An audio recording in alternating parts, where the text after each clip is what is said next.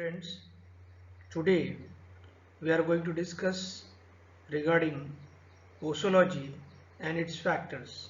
I am Hemant Kumar Chauhan, Senior Lecturer from Principal K. M. Kundanani, Pharmacy Polytechnic, Ulhasnagar, Maharashtra, India.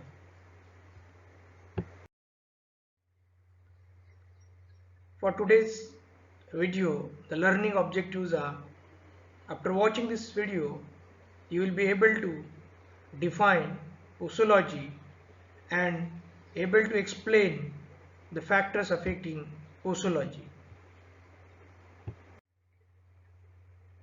Definition of posology. Posology, it is a branch of medical science which deals with the doses or quantity of drug. Posos means how much, logos means science. So it is a science of the quantity of drug which has to be given to the patient. Official dose, it represents average range of quantity suitable for adult which administered within 24 hours to get desired therapeutic action of the drug. Factors affecting posology. There are n number of factors which affect the doses or quantity of drug to be given to the patient.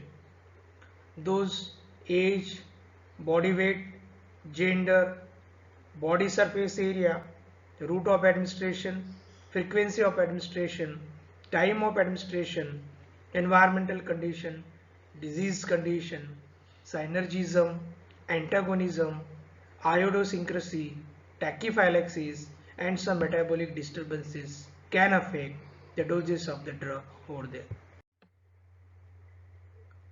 The first factor which comes in the mind is age, which is most effective factor in dose calculation, because the pharmacokinetic of many drug changes according to age, means the absorption, distribution, metabolism and elimination of the drug are going to be changed according to age.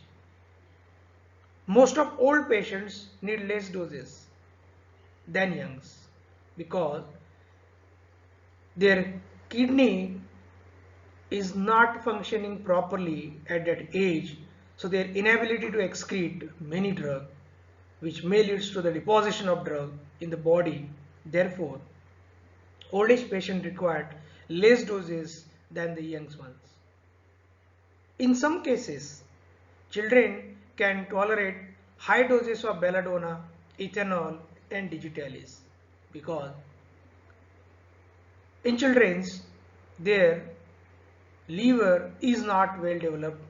Because of that, they will not metabolize belladonna, ethanol or digitalis that faster. That's why the effect will be low. Therefore, if you to get the effect of it, we need to increase the dose of those. Old patients can tolerate doses of hypnotic and sedatives. That also one of the case that old patient can tolerate those. Next factor is about gender or sex. Dose varies according to gender, whether it is male or female. According to that, the dose of the drug varies.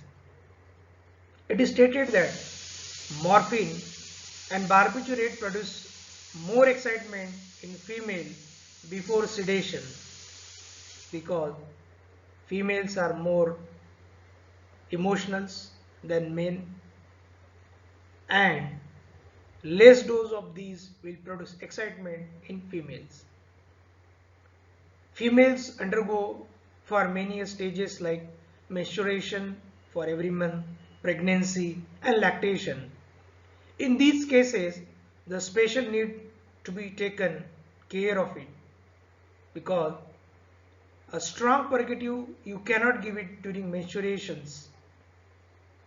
Antimalarial ergotamines and some of the antibiotics are contraindicated during pregnancy in women.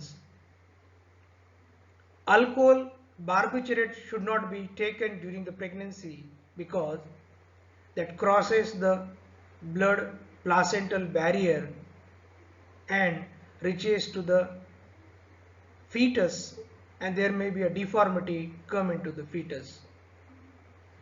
Also, during lactation, morphine and tetracycline drug should be avoided because those drugs again are teratogenic in nature, which create a problem over there. Next factor is body weight. Average dose mentioned either in terms of milligram per kg body weight as a single dose. The dose varies according to body weight and can be calculated.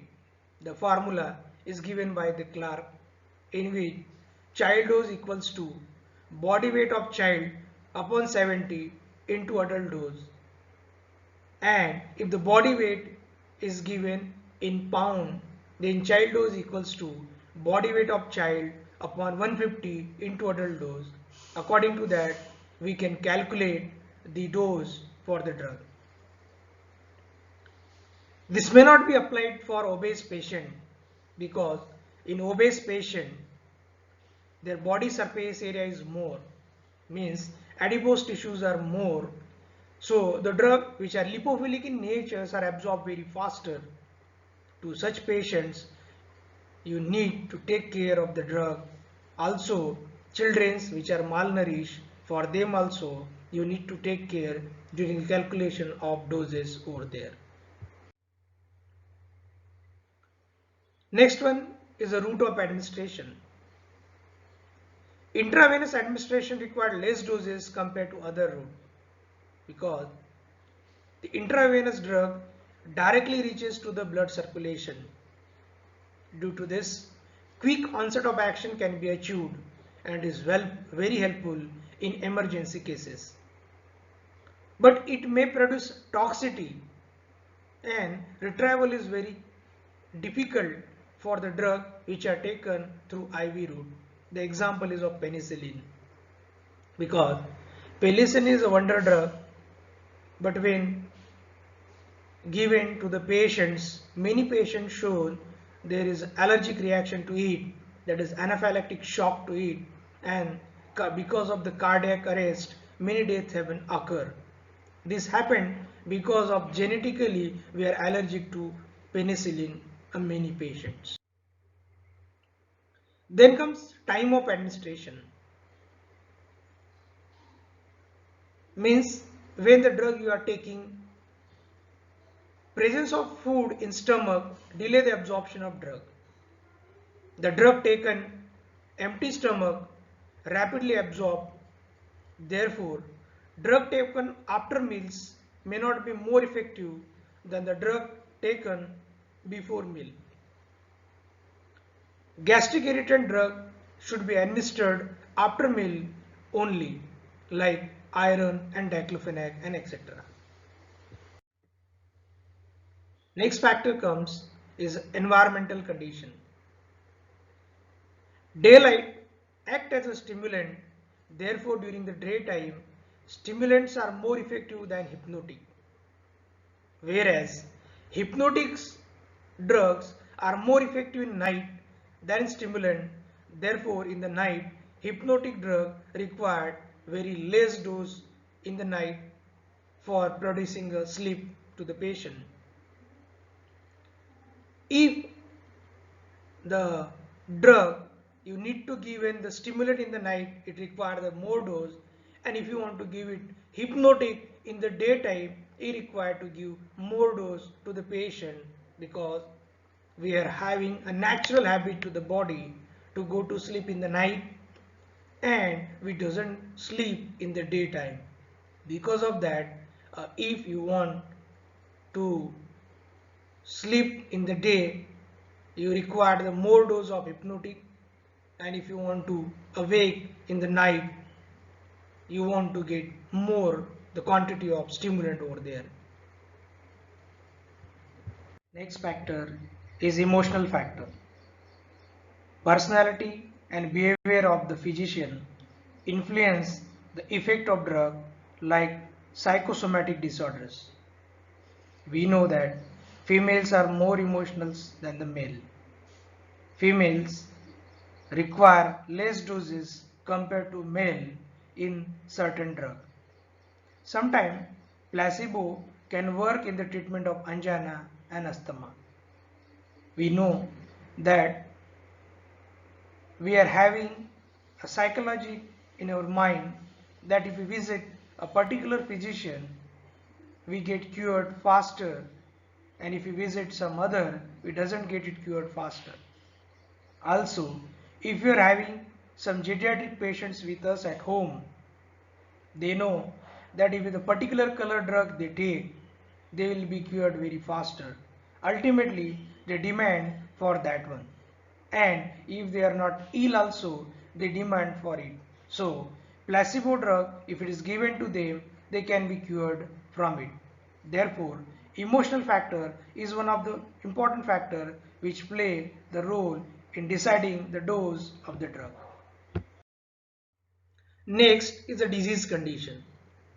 Patient with liver cirrhosis prolong the effect of barbiturate and chlorpromazine because barbiturate and chlorpromazine required to go for metabolism in liver, and if the patient is having liver cirrhosis, the metabolism does not take at faster rate, so drug remain in the body for longer period of time and prolong the effect of it. Patient with kidney is not functioning can produce toxicity. Means if the patient's kidney is not functioning properly and the drug like streptomycin is given, which is exclusively excreted by the kidney, and because the kidney is not functioning, so it is unable to excrete the drug from the kidney, and because of that drug remain in the body, get deposited, accumulated and produce toxicity. During fever, persons can tolerate high doses of antipyretic and usuals. Yes, it is stated that if you are having fever and if you take a large dose of paracetamol, because nowadays previously it was 500 milligram of paracetamol, nowadays there is a 650 milligram of paracetamol is taking, and we are able to tolerate that 650 milligram of paracetamol. But when there is a fever, even though if you are not having fever and if you take the drug, your body temperature will not decrease. Only if body temperature is elevated, that time only the drug will show the effect over there. Next factor is accumulation. Drug which slowly excreted, repeatedly administered, increase the concentration of drug and deposit in the body and produce toxicity. Means if your drug is not getting excreted from the kidney and drug you are taking repeatedly, ultimately its concentration in the body is going to be increased. Because of that, drug remain in the body for longer period of time and produce toxicity. The example is digitalis and heavy metals. The cumulative effect usually produced by slow excretion, degradation and rapid absorption of drug. Sometimes cumulative effect is helpful in treatment of epilepsy and phenobarbital, because in epilepsy drug like phenobarbital when we are taking, it remain to be there in your body for a longer period of time and you will not get any epileptic seizures over there. Next factor is additive effect. When the total pharmacological action of two or more drugs administered together is equivalent to the sum of their individual pharmacological action, phenomenon is called as additive. Additive means plus effect, because when you are taking the drug together, equivalent of there will produce a measurable effect. Example is combination of ephedrine and aminophylline in the treatment of bronchial asthma. Now next factor is synergism. When two or more drugs are administered in combination simultaneously, their action is increased. Synergism is very helpful when desired therapeutic result needed and it is difficult to achieve by single dose. Example is a procaine and adrenaline combination increase the duration of action of procaine. Then antagonism. When two drugs are taken simultaneously in combination and they oppose the effect of each other's, the phenomenon is called antagonism. The antagonistic effect is useful in the treatment of poisoning cases like milk of magnesia is given in acid poisoning where alkaline effect of milk of magnesia neutralize the acid poisoning. Also, when adrenaline and acetylcholine are given together, they neutralize the effect of each other. The next and very important factor is iodosyncrasy. Iodosyncrasy is nothing but extraordinary response of a drug which is different than its characteristic pharmacological action. It is also called as allergy. Example is small dose of aspirin causes gastric hemorrhages if genetically you are allergic to the aspirin. Same way, quinine produces ringing effect in air, whereas penicillin is having a measurable allergic action because if you take penicillin, most of the patients are allergic to penicillin genetically, and if you take penicillin, there is a chance that the anaphylactic shock may produce, and because of cardiac arrest, the patient death may occur. That's why you need to take care when you take the penicillin, and that's why when you visit the physician or doctors, they usually test allergic action for the penicillin. Next factor is the tolerance. When large dose of drug is required to produce therapeutic effect than normal dose, the phenomenon is called as tolerance. Example, smoker can tolerate nicotine because they are habituated to take nicotine.